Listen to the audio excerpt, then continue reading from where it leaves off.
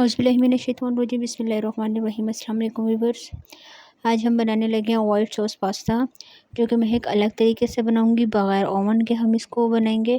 तो बहुत ही आसान रेसिपी है। तो चलिए रेसिपी स्टार्ट करते हैं अपनी। सबसे पहले मैंने पानी बॉईल होने के लिए रख दिया था। इसमें तकरीबन मैंने 2 चम्मच ऑयल डाल दिया। ऑयल डालने के बाद इसको अच्छी तरह से हम बॉईल आने देंगे और हम इसमें पास्ता डाल के अच्छी तरह से उसको बॉईल कर लेंगे। ठीक है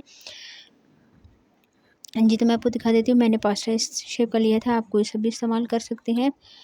अच्छा जी, डालने के बाद आपने चूल्हे की फ्लेम बिल्कुल नॉर्मल रखनी है। इस चीज़ का ध्यान रखना, अगर चूल्हे की फ्लेम आप तेज़ रखेंगे तो पानी भी गिर जाएगा और ये अच्छी तरह से बॉयल भी नहीं होंगे। ठीक है, साथ साथ आपने चम्मच चलाते रहना है।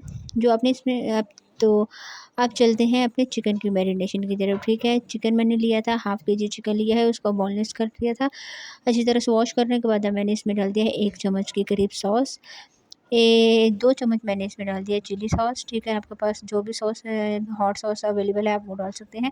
अच्छी तरह से मैं इसको मिक्स करूँगी। चिकन के जो क्यूब्स हैं आपने वो थोड़े से छोटे रखने हैं। इसके अलावा मैं इसमें कुछ स्पाइसेस डाल दूँगी। मैं डाल दूँगी नमक और कुटी हुई लाल मिर्च। अच्छी तरह से डालने के बाद आपने इसको मिक्स करना है कि सारे मसाले चिकन में अच्छी तरह से लग जाएँ और चिकन अच्छी तरह से मैरिनेट हो जाए। आप तकरीबन मैं इसको रख दूँगी आधे घंटे के लिए। एक साइड पे हम इसको रख देंगे कि ये अच्छी तरह से मैरिनेट हो जाए। तो अब चलें बनाते हैं वाइट सॉस की तरफ।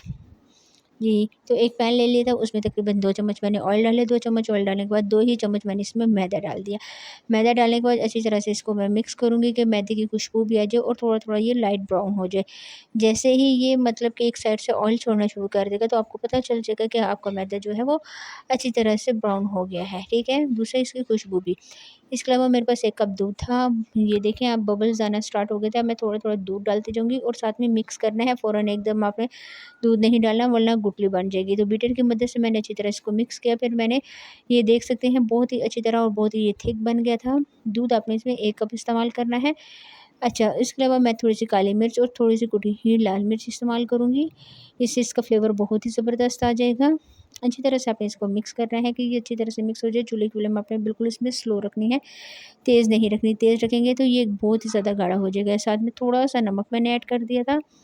जी, तो ये देखिए बहुत ही ज़्यादा ये अच्छी तरह से थिक हो गया था और मैंने चूल्हे की फ्लेम जो है उसको अभी मैं ऑफ़ कर देती हूँ। ऑफ़ करके इसको थोड़ी एक साइड पे रख देते हैं। तो चलिए चलते हैं चिकन की मैरिनेशन की तरफ। जो चिकन हमने मैरिनेट किया हुआ था, अब उसको हम बनाते हैं पास्ता। तो एक कढ़ाई में मैंने तकरीबन 2 चम्मच ऑयल ले लिए थे। 2 चम्मच ऑयल लेने के बाद मैंने इसमें चिकन जो मैरिनेट किया हुआ था वो डाल दिया है और चूल्हे की फ्लेम हाई करके अब हम इसको अच्छी तरह से रोस्ट करेंगे कि इसके जो पानी है वो भी बिल्कुल अच्छी तरह से ड्राई हो जाए और साथ में चिकन भी अच्छी तरह से आपके जो उसके पीसेस वगैरह हैं वो भी अच्छी तरह से रोस्ट हो जाए। तकरीबन 6 से 7 मिनट लगे।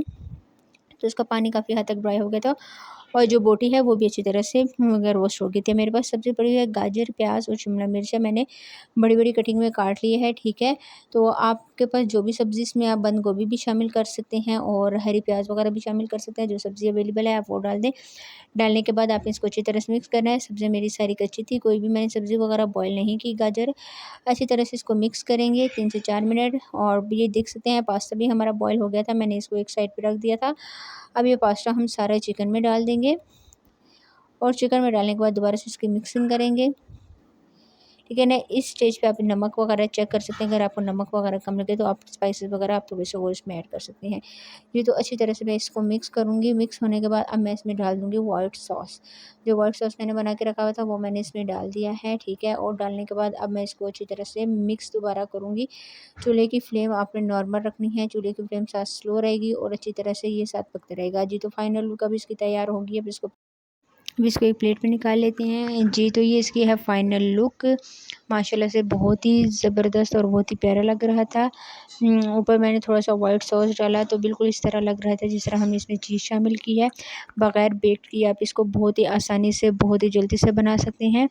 तो आज के लिए इतना ही। इंशाल्लाह नेक्स्ट वीडियो में मुलाकात होगी। तब तक के लिए मुझे दीजिए इजाज़त। दुआ में याद रखिएगा। अल्लाह हाफ़िज़।